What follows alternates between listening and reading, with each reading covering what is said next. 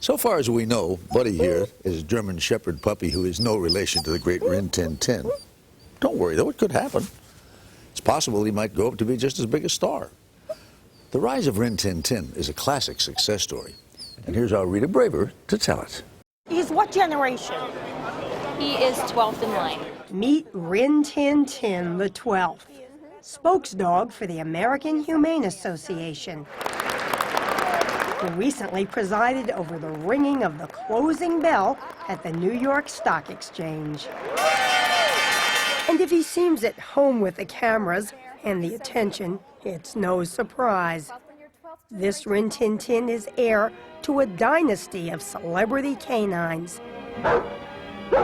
After all, a lot of us still remember the adventures of Rin Tin Tin on TV back in the 1950s and 60s. Yo, Rinty! Yo, Rinty. The number of people who declared Yo, Rinty, which was the sort of signature phrase of the TV show, was heartening. Heartening enough to inspire Susan Orlean to write a whole book about the legend of Rin Tin Tin. I think he's a wonderful symbol of something innocently heroic, a living being who has embodied qualities that we have always thought of as American, of being independent, of being tough and brave. It's a story that may surprise you. Did you know, for instance, that the first Rin Tin Tin was a star in silent movies in the 20s, celebrated as an athlete and an actor? He had an incredibly expressive face.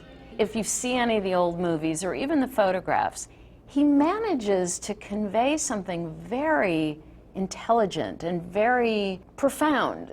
Orlean spent a decade tracking down the story. There's a whole photo album full of this material. With help from Kevin Halloran, archivist at the Metropolitan Museum in Riverside, California, hometown to Lee Duncan, a young World War I American gunnery corporal.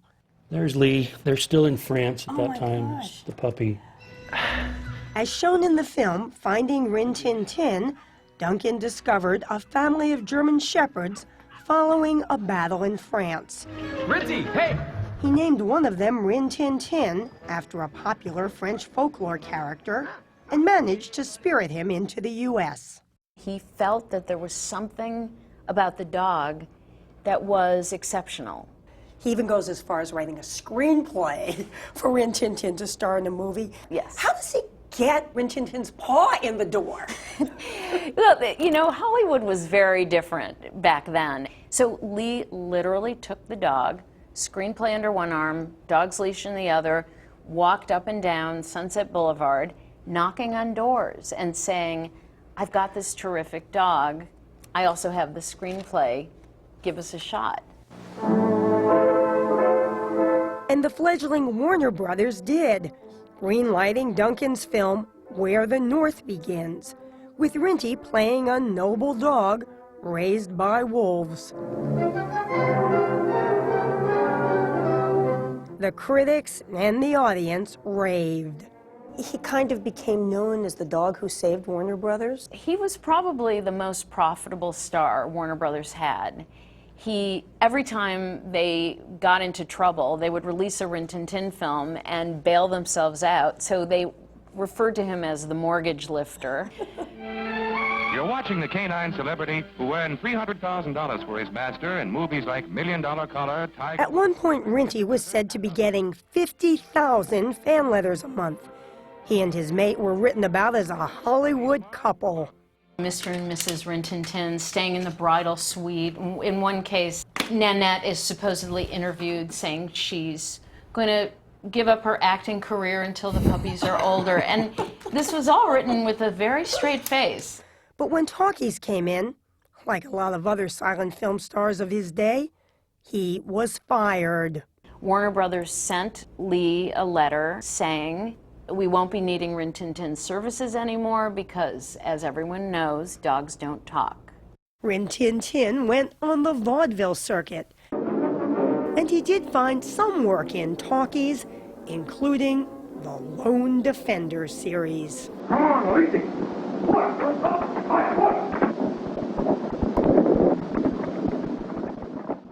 When Rin Tin Tin died in 1932, it was big news, but not the end of the Rin Tin Tin saga, as far as Lee Duncan was concerned.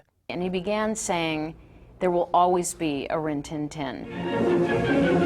So one of Rin Tin Tin's puppies, known as Junior, became the heir, though he was considered a poor performer.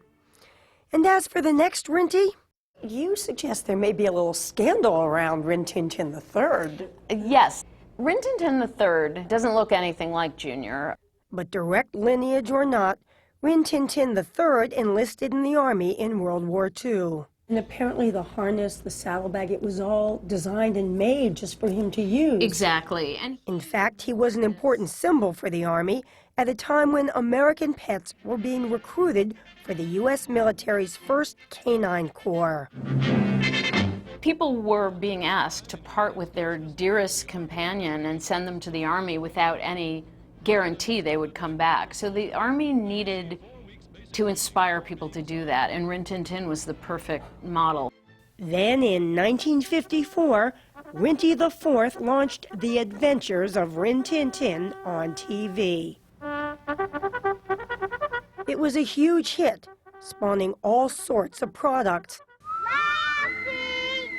And a legendary feud with another canine star. There was kind of a rivalry between Rin Tin Tin and Lassie. Yeah, it kind of prefigured the Rolling Stones versus the Beatles. you kind of had to choose whether you were a Lassie person or a Rin Tin Tin person. In 1960, Lee Duncan died, leaving behind a mystery. Why the original Rin Tin Tin, who'd been buried in California, was later entombed in a pet cemetery in Paris. And maybe part of it was simply the feeling that Rinty should go back to where he was found. But no matter where he's buried, Rin Tin Tin embodied the spirit of America. Was he smart? Look. Bye goodbye, Renty.